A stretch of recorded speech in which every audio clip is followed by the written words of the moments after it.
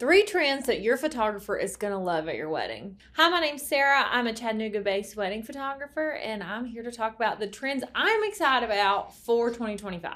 So I'm going to be referencing this Vogue article that was just published because if anybody knows anything about pretty aesthetics and classy things, it's Vogue. Now, I just want to say as a disclaimer, this is a no judgment zone. If you agree or disagree with the things in this article, you do you. Trends are always going to be that. They're going to be trends. So you can agree or disagree. I don't care. One thing I thought was really interesting that Vogue says is that hometown weddings are in, random destination weddings are out. Now, I love the idea of a hometown wedding, or really any destination that is important to the couple or the family.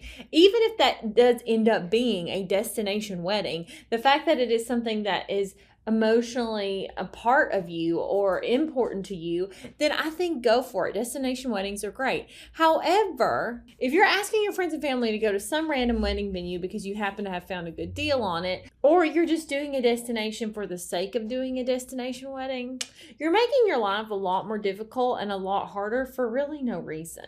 So I am glad to see that Vogue thinks that these destination weddings are out. Another one on the list is ready to drink cocktails. And then I saw another article that referenced mocktails. So I'm here for this. Anything that's going to make that bar line move quickly and help with the logistics of a wedding, I am definitely a fan of, because I have just seen weddings fall apart and guests get really frustrated when the logistics aren't just right. So anything that's going to make the logistics easier, I'm here for. And I love the trend of mocktails so that you can be at a party and feel like you're having a drink if you're being sober and not feel left out of the party atmosphere. Love a mocktail. Another one on the list that I think is interesting that they're calling it a trend of 2025, because I've definitely seen this over the last couple of years, and that is film photography. So I often, funnily enough, get the question, film photography, is that like video? No.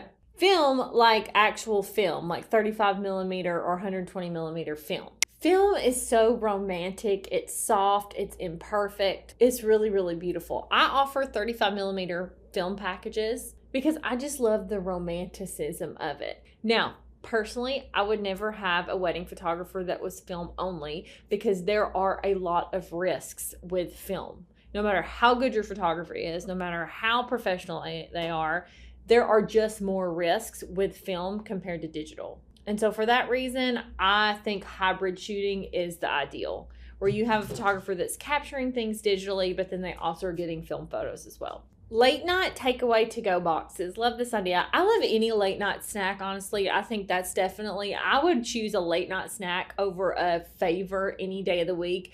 That's something that people are going to talk about, how they were drinking and then someone showed up with food, like yummy food. Something people talk about for ages. And people's reactions to these surprise late night deliveries are priceless. As a photographer, I love capturing when people realize that somebody ordered a pizza or crystal cheeseburgers or chicken biscuits. 10 out of 10, definitely can get behind that. Statement fashion. When you've shot weddings as many times as I have, yes, I do love a classic look, something that never goes out of style.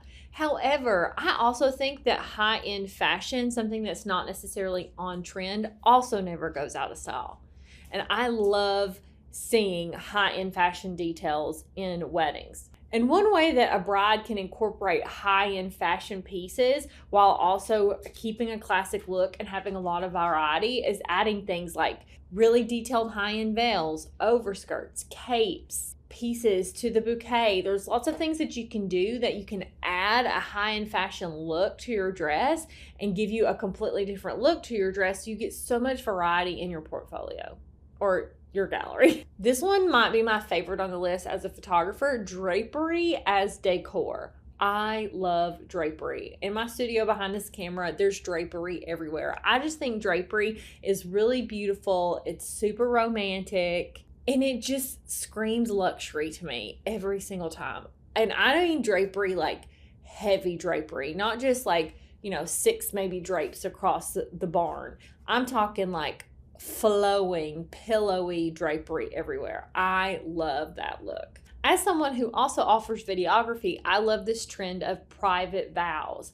So as someone who likes to get vows For the highlight film, I usually recommend that clients read their vows prior to the ceremony anyway, so that we make sure we get good, clean audio of it in case a plane or a helicopter or something goes overhead for an outdoor wedding or a baby cries or whatever. But I also just love the idea of reading vows privately, because a lot of people are super introverted, but they still want these big glamorous weddings. So that's a way of adding some sort of privacy to a very not private day. There's just a level of intimacy with private vows that I just find really, really romantic, and kind of preserves at least 10 or 15 minutes of the day that it's just for you guys. So experiential escort card setting, any kind of experiential anything at a wedding, I love. Something to get the guests involved and engaged, and also is something really cool and cute to photograph, both before the guests experience it and then during the experience. Just add something extra special.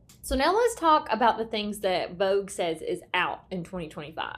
Rigid dress codes, which I agree, nobody likes being told what to wear. However, as a photographer, I gotta say, I hate to see this one go. I do love it when all of the guests look really cohesive. It does just make for better photographs, but I also understand from a guest experience standpoint, it can be a little tough. Boutonnieres. I cannot agree with this more. I wish boutonnieres were not a thing, and I wish they would go away. I much prefer a classic pocket square. I also love sort of a high fashion look of doing like florals on the lapel or in the pocket for just the groom, but we do not need to have boutonnieres for everybody. And to be honest with you, people often forget about them. And so a lot of times I have to reshoot all of the groom's photos because no one had their boutonnieres on because they're dudes and they don't know they were supposed to have them, or I don't know where they are as the photographer and I don't have time to go look for them. And I just feel like they don't add much of anything to the photos, so there's just a waste of money. Hyper monochromatic color schemes. Now, I do think a monochromatic color scheme can look really luxury. It can look really expensive. It can look really classic, really timeless. However, I love the interest that layers of color provides. I think it's more fun to photograph. I think it's more fun to look at.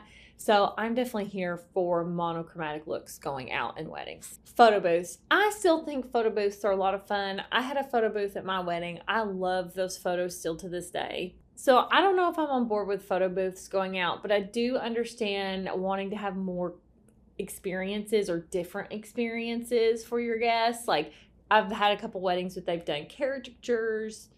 I think I'm saying that right. Something that would be a little different than a photo booth, but would still create the same idea, is actually having a dedicated portrait studio at the wedding. I have considered offering this as an add-on to my couples, and if someone asked me about it, it's definitely something I could make work. It would not be me setting up the portrait studio and shooting it. There's too much other stuff going on at a wedding for that to be my focus, but definitely hiring a third shooter maybe to set up a mini portrait studio somewhere where you would set up a photo booth, for example, and getting actual like real high-end portraits that you could then share with your guests, because they get done up, they look fabulous for your wedding. So being able to give something like that they could use in their home, I think would be even more meaningful. And some of the photo booth prices that I've seen actually wouldn't probably be a lot more expensive, especially if it's an add-on that your photographer can provide. The tyranny of a predictable timeline, that's Vogue's words. And just really a lot of outdated traditions in general. Like, sure, those are a lot of fun and they are traditions, but I fully support my couples choosing to do all of them or none of them. Because it does sometimes feel like at receptions you're just going through a checklist instead of actually enjoying a night and having it flow naturally. So I'm on board with that one.